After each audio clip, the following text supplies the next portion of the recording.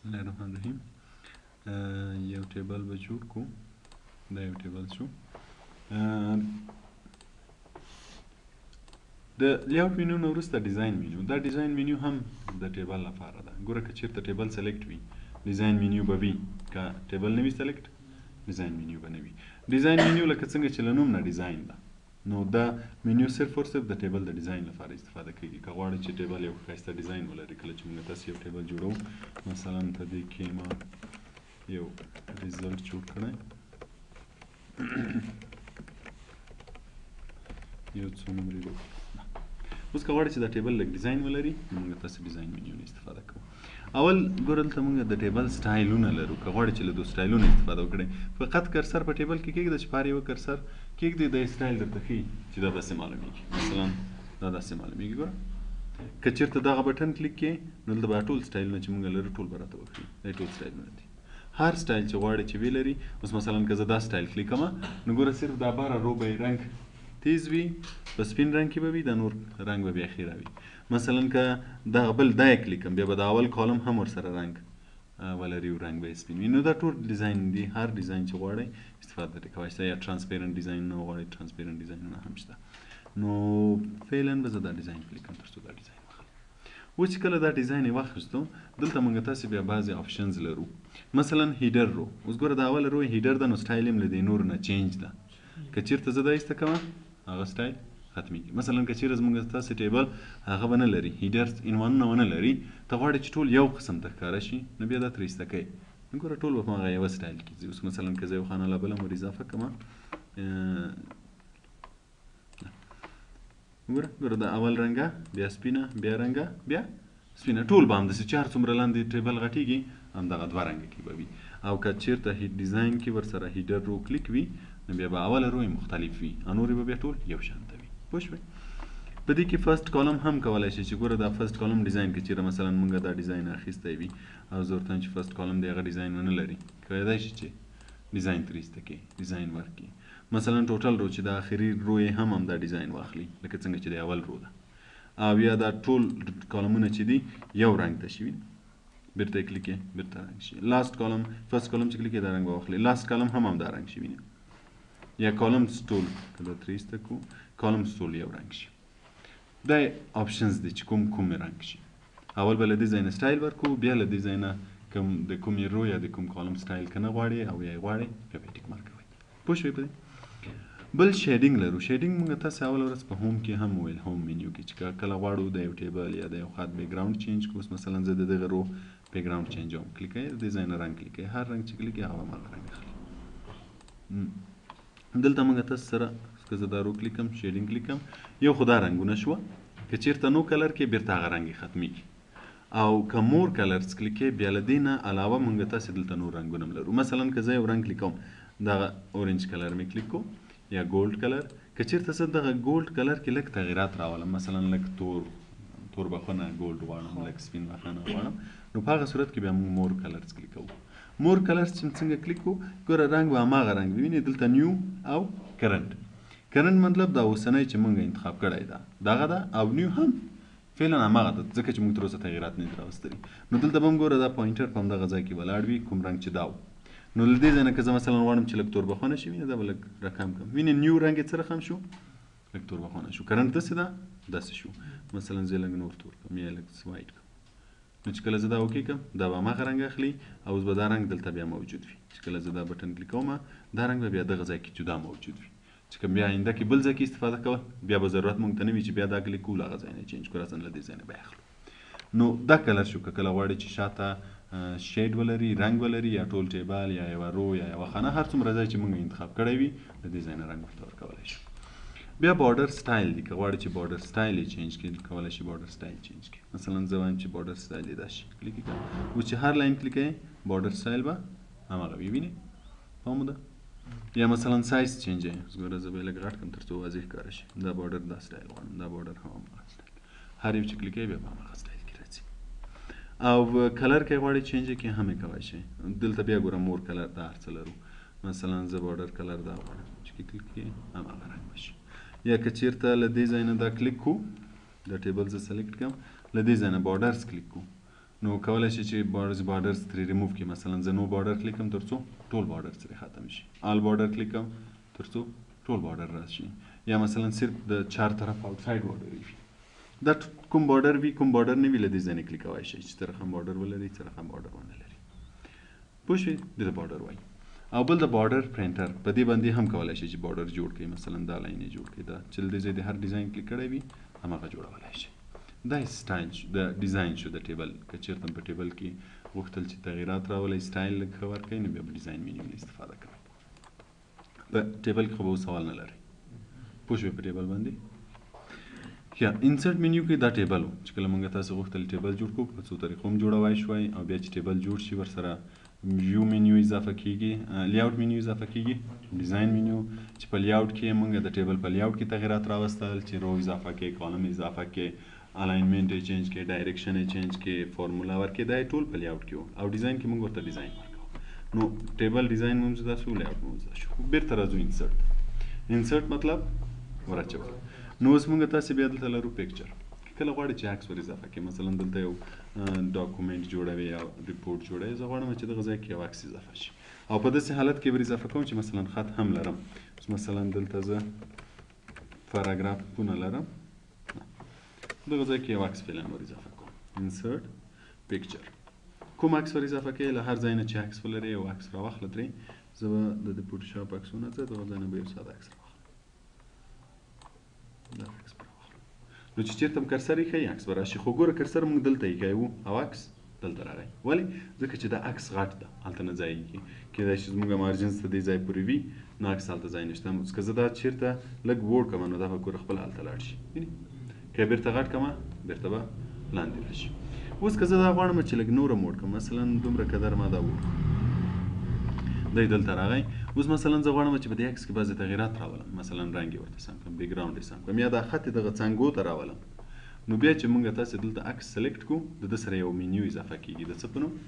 فارمات په نوم. دا د عکس منیو ده. که چېرته عکس سلیکټ وي راځي، که عکس نه وي سلیکټ نه راځي. اوس ما دلته کسر کې کړو، ګوره نه راځي. چې بیا یې کلیک کړم بیا فارمات راښکاره شي. وینئ؟ نو د عکس تغییراتو راوستلو لپاره چې مثلا یې خط څنګ کې راشي یا په رنګ یې تغییرات راشي، موږ تاسې له فارمات منیو نه استفاده کوو. فارمات منیو کې موږ تاسې اول ریموو بیکګراونډ لرو. که غواړئ چې د دې عکس بیکګراونډ ریموو کړئ، یا ګڼ عکسونه که غواړئ چې بیکګراونډ یې ریموو کړئ، اوس ګوره زه دا کلیک کوم د دې بیکګراونډ به ریموو شي. دلته ځینې د چوکاټ راځي، څومره قدر ځای غواړئ چې ریموو شي. مثلا دا به لږ ور زیات کړو، دغونه ځای دې پاتې شي، دا نور بیکګراونډ دې ریموو شي.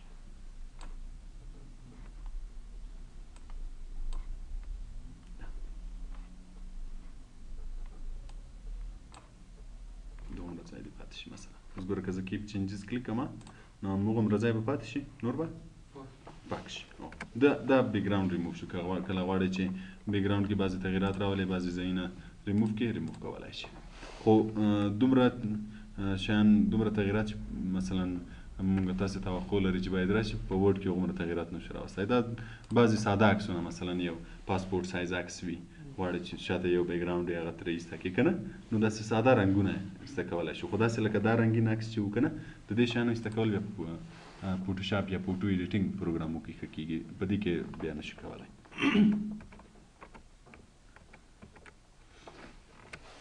په ریموو بیکګراونډ پوه شوي. زیاتره پاسپورټ سایز عکسونه چې یو څوک مثلا راپور کې اچوي که نه، بیکګراونډ یې یو رنګ وي یا حداقل 2-3 رنګه وي که نه، چې څومره یې رنګونه کم وي هغومره یې په دې کې ښه ریموو کولی شي. او که چېرته ډېر زیات وي لکه دا چې و، بیا په ورډ کې نشي کېدلی. هغه کومه تمه چې بیا تاسې لرئ هغه بیا نشي کېدلی. نو په فوټو ایډیټینګ کې بیا ښه کېدای شي. بل دلته کریکشن لرو. که غواړئ چې عکس مثلا رنګ یګان وخت چې موږ عکس اخلو لږ تور راشي که نه، یا مثلا عکس اخلو رڼا ته ډېر سپین راشي، نو له دې ځای نه بیا جوړولی شو. دلته موږ تاسې برایټنس او کانټراسټ لرو. مثلا که یو عکس غواړئ چې لږ سپین غوندې ښکاره شي، وینئ، روښانه، یا لږ تور غوندې ښکاره شي. دا ټول حالتونه دي چې هر حالت کې غواړئ هماغه حالت کې کولی شي. بعضې عکسونه که لږ تور وي، مثلا زه فوټوشاپ نه به یو فوټوشاپ له عکسونه چې موږ فوټوشاپ کې کار ورباندې کوو، له هغو نه یو عکس راولم. استاد زموږ په ورډ پروګرام کې فرنټ پروګرام خلاصولی شو چې عکس سلیکټ کړو او کوم هم چې پکار یې تېر واخلو.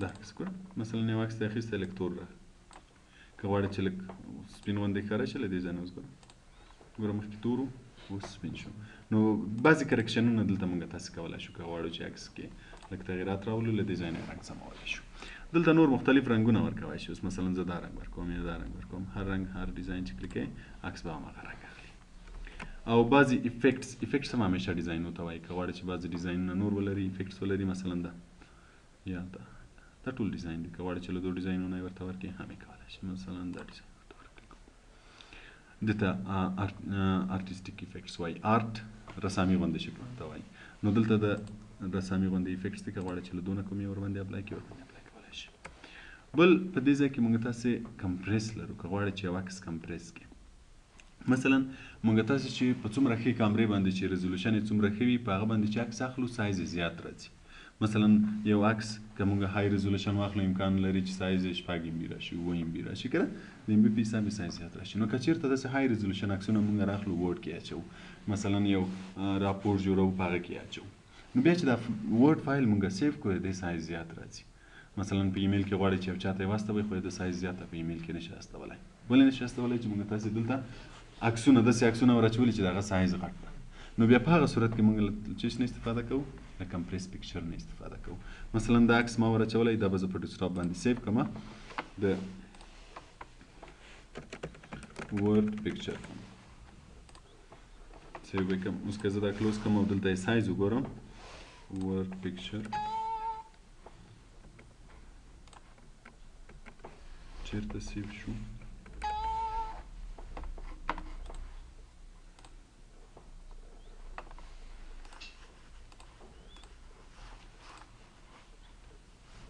مای ډاکومنټ کې مې سیو کړی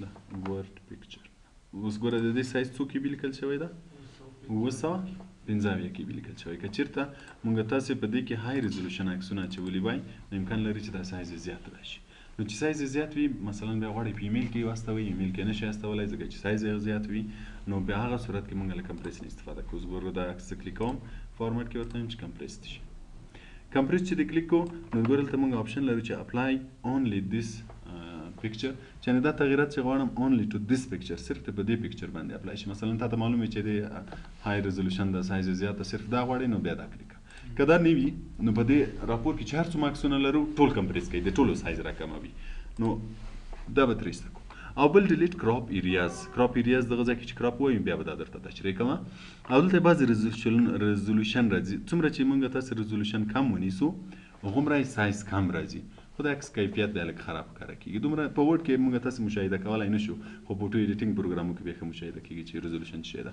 نو فعلا موږ تاسې دغه ایمیل یا یوز کړم ډاکومنټ فعلا به دا کلیک کړو اوکې به یې کړو اوس که زه دا کلوز کړم سیو یې کړم اوس به یې سایز څو ته راکم شي یو ریفریش به یې کړم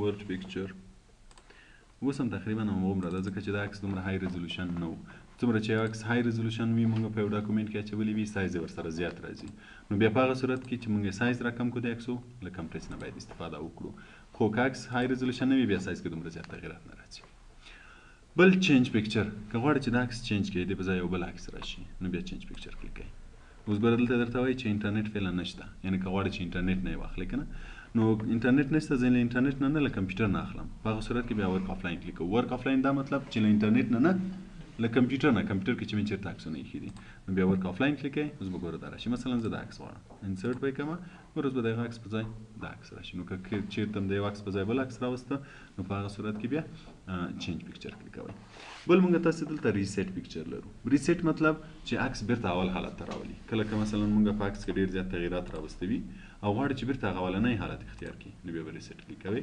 عکس به بیرته اولنی حالت اختیاروي بل دلته بعضې سټایلونه دي که غواړئ چې دا سټایلونه ورکړئ مثلا زه داسې یو چوکاټ ورکوم دا ټول سټایلونه دي هر سټایل چې کلیک کوئ عکس به هماغه سټایل بل په دې ځای کې بارډرز لرو فارمټ منیو کې پکچر بارډر که غواړئ چې بارډر خپله ورته تعین کړي ګوره دلته موږ که دا ډیزاین کلیک کوو نو دی به بارډر واخلي خو که خپله غواړئ چې بارډر ورته ورکړئ بیا به له دې ځای نه مثلا زه غواړم چې بارډر په دې رنګ کې ولري یا په دې رنګ کې ولري هر رنګ کې چې بارډر کلیک کړئ په هماغه رنګ کې به بارډر ولري اوس مثلا زه دا کلیک کوم چې د دې رنګ کې بارډر ولري. بل دلته موږ تاسو سره ویت شته چې څومره ډبل وي څومره نازک وي دا بارډر. اوس مثلا که زه په دې کې سایز لږ زیات کلیک کوم نو بارډر به لږ ډبل کیږي، که کم کلیک کوم بیا به کمی. د دې ځای نه موږ تاسو سایز انتخابولی شو چې باید څومره قدر سایز واخلي. او بل دلته بعضې سټایلونه دي چې په کوم سټایل کې راشي. مثلا که غواړئ چې په دغو سټایلو کې راشي کولی شي دلته مور لاین کلیک کوئ، له دې ځای نه هم کولی شي چې بعضې تغیرات په سټایل کې راولي چې څه رقم باید ولري. دا بارډر شو. او که بارډر نه غواړئ نو بیا نو آوټلاین کلیک کوئ تر څو بارډر یې ختم شي. بل بیا پکچر افیکټس دي. افیکټس ما درته ویل چې بعضې ډیزاینو ته وایي، لکه دلته چې موږ تاسې آرټسټیک افیکټس درلود، دلته پکچر افیکټس لرو. دا ټول ډیزاینز دي. زه به یو دوه درې درته وایم، نور به بیا تاسې خپله وګورئ. مثلا اول شیډو. شیډو مطلب سیوری ولري. که چېرته غواړئ چې دا عکس سیوری ولري له دې ځای نه کولی شئ. مثلا زه دا عکس کلیک کوم یو څه سیوری به ولري. یا مثلا ریفلیکشن چې دوباره ښکاره شي. مثلا زه دا ریفلیکشن ورکوم، ګوره یعنې دوباره ښکاره شو لږ لاندې. یا مثلا ګلو ورکوي چې چار طرف داسې لږ ډیزاینز غوندې ولري. دا ټول د پکچر افیکټس دي. نو هر افیکټس که غواړئ چې ورباندې اپلای کړئ افیکټس ورکولی شئ. دا افیکټس نو بیا تاسو یو یو دانه سره وګورئ. بل پکچر لیاوټ ته که غواړئ چې په ډیزاین کې تغیرات راولئ، بعضې خطونه بعضې شیان ورسره اضافه کړئ، نو بیا لیاوټ نه استفاده کوئ. مثلا که زه دا لیاوټ کلیک کوم ګوره دا به هماغه ډیزاین اخلي، دلته به زه خط ورباندې لیکای شم. یا مثلا دا نور لیاوټس، هر لیاوټ چې کله کلیک کوئ عکس به هماغه ډیزاین اخلي او خط به هم ورسره لیکلی شو. دا پکچر لیاوټ شو. بل پوزیشن، پکچر پوزیشن. کله چې موږ غواړو چې عکس او خط یو ځای اوسي. اوس مثلا دلته زه خط لرم، دلته عکس غواړم چې دا عکس دغه ځای کې راولم او دا خط دغه څنګ ته راشي. په هغه صورت کې موږ له چیش نه استفاده کوو؟ له پوزیشن. اوس مثلا که زه دا پوزیشن کلیک کوم دی به د صفحې هغه کونج ته راځي. ګوره دلته دا عکس یې مې ورکړی، وینې دا عکس شو، دا یې خط شو، دا نشان. د دې مطلب چې عکس به دې کونج کې راځي، خط به دې طرف ته راځي. که دا کلیک کوو منځ، که دا کلیک کوو دا سر، دا یې دا منځ، دا یې بیخي سینټر د پیج. دا یې ټول هغه دي پوزیشنز دي چې کوم ځای کې غواړئ. فعلا به یې زه هېڅ پوزیشن نه ورکوم، همدغه اولي به وي چې دلته وي. بل موږ تاسې ټکس ریپ لرو. اوس ګوره دې کې پوزیشنونه مشخص دي چې په دغه کونج کې راشي، یا په دې کونج کې راشي، یا په دې کونج کې راشي. که چېرته زه خپله غواړم چې پوزیشن ورکړم، مثلا دغه ځای کې کېږدم، خط دلته ورسره راشي.